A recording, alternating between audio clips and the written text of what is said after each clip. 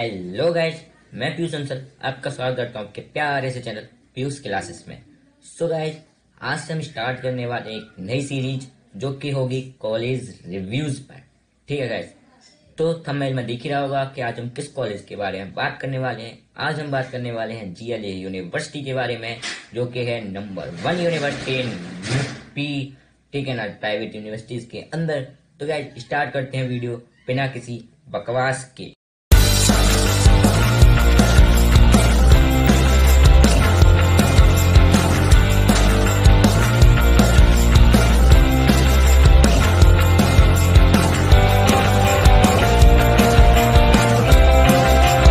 के बारे में हम बात करते हैं।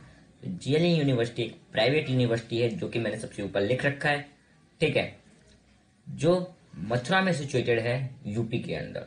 ठीक है, अगर बात करूं मैं उसके कैंपस की, तो वो कैंपस उसका 110 एकड़ में फैला हुआ है, जो कि एक बहुत बड़ा होता है 110 एकड़। ठीक है ना।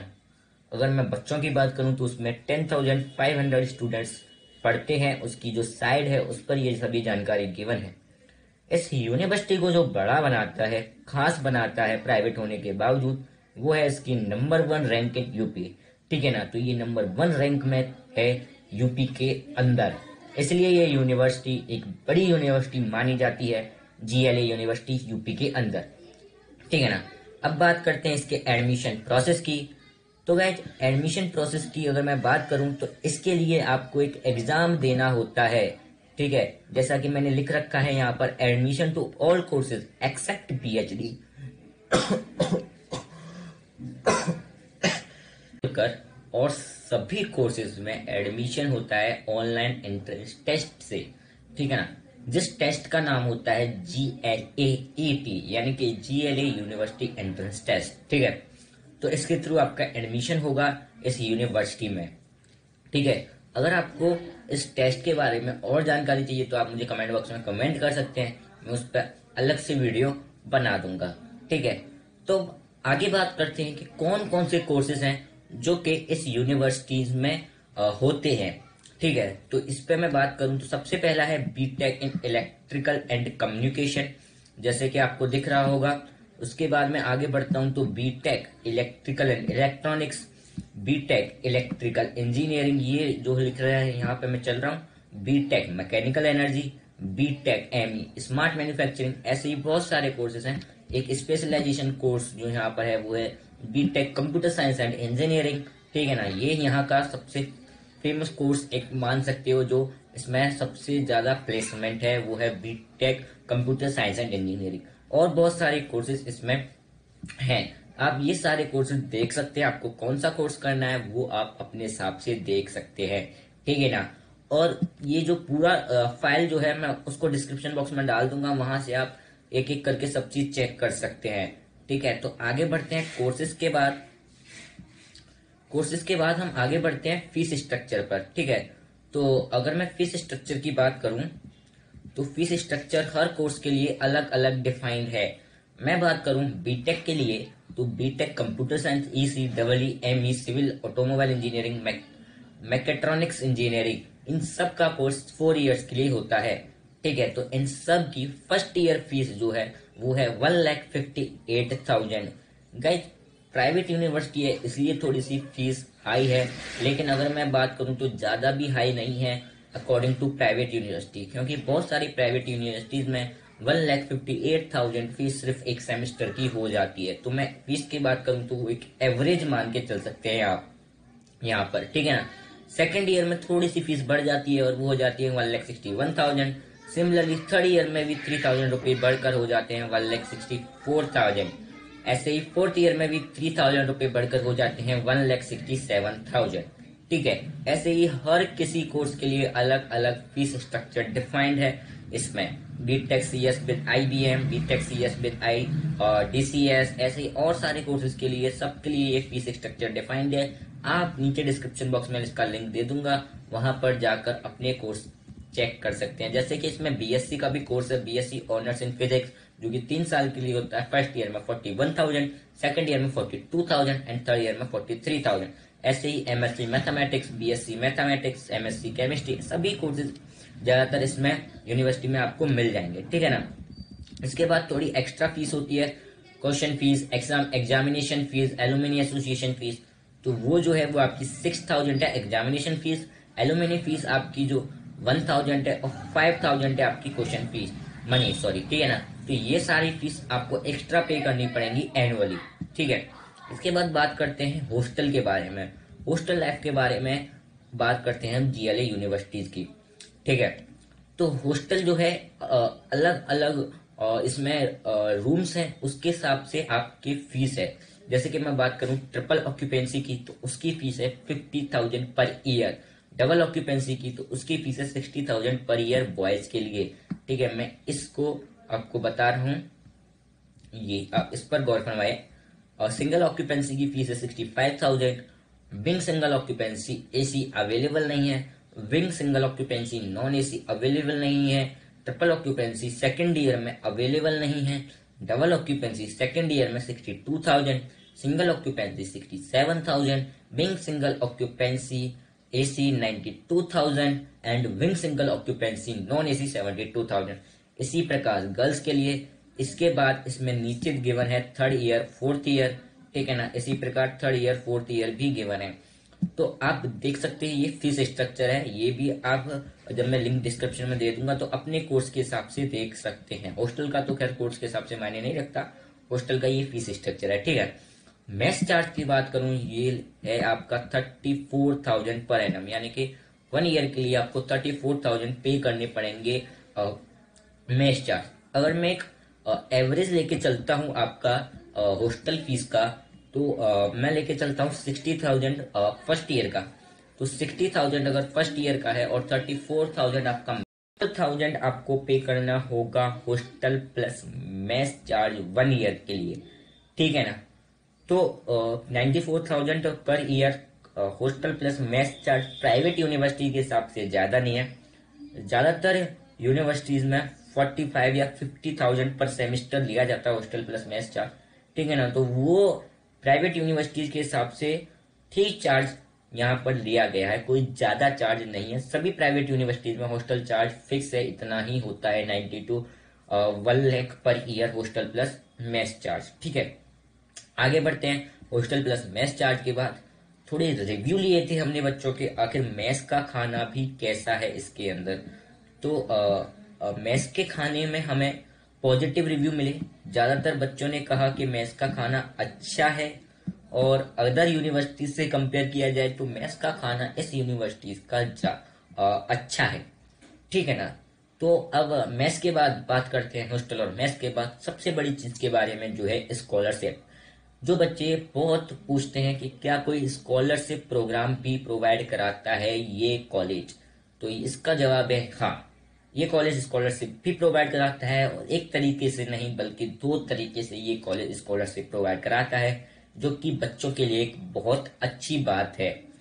सबसे पहला क्राइटेरिया होता है 12th के बेसिस पर, ठीक है ना। तो 12th के बेसिस की अगर मैं बात करूं तो स्कॉलरशिप आपको 33,000 पर ईयर मिलती है अगर आपके 90% या मोर देन 90% मार्क्स आए हैं, ठीक है। और अगर आपके 80 to 89% मार्क्स आए हैं तो आपको 25,000 पर ईयर स्कॉलरशिप मिलती है। लेकिन ये मार्क्स आपके एग्रीगेट होते हैं सिर्फ फिजिक्स, केमिस्ट्री एंड मैथ के, यानी कि आपकी पीसीएम में 90 और मोर देन 90% मार्क्स हैं तो आपको 33,000 स्कॉलरशिप मिलेगी पर ईयर। मैं आपको एक और चीज बता दूं, बहुत बच्चे पूछते हैं क्या पीसीएम तीनों में अलग अलग 90% होनी चाहिए? नहीं, ऐसा कोई भी रूल यहाँ पर नहीं है। आपके मिक्स कर पीसीएम में 90% या 90% से ज्यादा होने चाहिए जब आपको 33,000 पर ईयर मिलेगी, और अगर 80 to 89% है तो आपको 25,000 पर ईयर मिलेगी, ठीक है। 12th के बेसिस पर एक तरह से स्कॉलरशिप मिलती है, और सेकंड है वो है जेई मेंस परसेंटाइल। तो जेई मेन परसेंटाइल के बेसिस पर भी एक बड़ी स्कॉलरशिप मिलती है यहाँ पर, ठीक है ना। तो जेई मेन परसेंटाइल की बात करूं तो अगर आपकी 95 से 100 तक के बीच में परसेंटाइल आई है जेई मेंस में, तो आपको अप्रोक्स 50% ट्यूशन फीस माफ होती है, यानी कि आपको 74,000 स्कॉलरशिप अमाउंट मिलता है, ठीक है ना, जो कि अप्रोक्स है 50% ऑफ योर ट्यूशन फीस। ठीक है, तो 74,000 आपको मिलेगा हर ईयर, ठीक है ना। अगर आपके 90 to 94.99 आपके अगर परसेंटाइल आई है तो आपको 37,000 स्कॉलरशिप मिलेगी आपको पर ईयर। अगर आपके 85 to 89.99 परसेंटाइल आई है तो आपको 20,000 स्कॉलरशिप मिलेगी पर ईयर, ठीक है ना। ये सारी चीजें आपको बता दी गई हैं, लेकिन ये आपको फर्स्ट ईयर में मिलेगी स्कॉलरशिप। अगर आपको स्कॉलरशिप सेकंड ईयर में भी चाहिए तो आपको अपनी CPI 8 मेंटेन करनी होगी। यहाँ पर साफ लिखा हुआ है भाई, the student has to maintain a minimum CPI of 8। अगर आपकी 8 CPI से कम हो जाती है तो आपको नेक्स्ट ईयर में स्कॉलरशिप नहीं मिलेगी, ठीक है ना। तो इसका आपको बहुत ध्यान रखना होगा कि आपको अपनी CPI 8 मेंटेन करनी होगी हर ईयर, जब भी आपको स्कॉलरशिप मिलेगी, ठीक है। तो ऐसी वी फार्मा के लिए स्कॉलरशिप प्रोग्राम है, ऐसी M.Tech स्टूडेंट्स के लिए, M फार्मा के लिए, MSc PhD सभी स्टूडेंट्स के लिए यहाँ पर प्रोग्राम है स्कॉलरशिप का, ठीक है। कुछ general and OBC economical weaker section के हिसाब से भी यहाँ पर जो है स्कॉलरशिप का प्रोग्राम है, वो मैं आपको बता देता हूँ। दो student for whose parents annual income is less than 2 lakh, यानी कि जो जनरल और OBC कैंडिडेट हैं, इकोनॉमिकली वीकर में आते हैं, जिनके पेरेंट्स की इनकम 2 लाख से कम है, are eligible to avail scholarship through the social welfare department, ठीक है ना, ऑफ यूपी गवर्नमेंट। उनको यूपी गवर्नमेंट की तरफ से स्कॉलरशिप मिलेगी। यहाँ पर नहीं लिखा है कि उनको कितनी स्कॉलरशिप मिलेगी, ठीक है, बस इतना लिखा हुआ है कि उनको स्कॉलरशिप मिलेगी। SC/ST कैंडिडेट जिनके पेरेंट्स की इनकम 2 लाख से कम है, उनको भी स्कॉलरशिप, यहाँ SC/ST कैंडिडेट जो हैं उनको भी स्कॉलरशिप मिलेगी, ठीक है ना। गवर्नमेंट प्रोवाइड कराएगी, यूपी गवर्नमेंट। यहाँ पर नहीं लिखा हुआ है कि कितनी स्कॉलरशिप उन्हें प्रोवाइड कराई जाएगी, ठीक है। आगे बढ़ते हैं सबसे बड़ी बात पर, जो है प्लेसमेंट, जो बताता है कि हमें इस कॉलेज में एडमिशन लेना है या नहीं लेना है। तो इनकी साइट पर साफ साफ लिखा हुआ है कि इनका हाईएस्ट पैकेज है 32 लाख पर एनम, जो कि एक बहुत बड़ा पैकेज होता है, ठीक है ना, 32 लाख पर एनम। लेकिन भाई ये 32 लाख पर एनम एक ही बच्चे को लगा होगा, तो वो हाईएस्ट पैकेज मायने रखता है। लेकिन जो सबसे बड़ी चीज मायने रखती है वो होती है average package of the college, यानी कि कॉलेज का एवरेज पैकेज कैसा है। तो ये जो एवरेज पैकेज है वो कहीं भी मेंशन नहीं है, ठीक है ना, साइड पर कहीं भी मेंशन नहीं है। लेकिन हमने डिटेल निकाली, बहुत सारे स्टूडेंट से पूछा, क्वेरा पर देखा और बहुत सारी साइड पर पता देखा, पूरा 100% जानकारी के बाद ही आपको बता रहे हैं कि उनका एवरेज पैकेज हो लगता है 4 लाख पर एनम, जो गाइस एक ठीक ठाक पैकेज है। तो अगर मैं बात करूं कि ये यूनिवर्सिटीज के पैकेज के फीस स्ट्रक्चर के बारे में और आपकी स्कॉलरशिप प्रोग्राम के बारे में, तो सारी चीजें ठीक ठाक हैं, ठीक है ना। हम इसको टायर 2 में रख सकते हैं। आपको पता होगा टायर 1, टायर 2, टायर 3 कौन कौन से टाइप के कॉलेज होते हैं, तो इस कॉलेज को हम टायर 2 में प्रायोरिटी दे सकते हैं, ठीक है ना। अच्छा कॉलेज है, अगर आप थोड़ी सी मेहनत करेंगे तो आप 5-6 लाख पर एनम का पैकेज लेके चले जाएंगे इस कॉलेज से, ठीक है। और एक और चीज यहाँ पर लिखी हुई है, वो 74% average placement over the last 10 year, यानी कि लास्ट 10 ईयर में इनकी 74% एवरेज प्लेसमेंट हुए हैं, ठीक है। अब बात करते हैं कौन कौन सी कंपनीज इसमें विजिट करती हैं, तो वो है Amazon, TCS, HCL, Tata sky and etcetera. यानी कि ये जो बड़ी कंपनी है उनके नाम मैंने यहाँ पर मेंशन किए हैं, और बहुत सारी कंपनीज इस कॉलेज में विजिट करती हैं, ठीक है गाइस।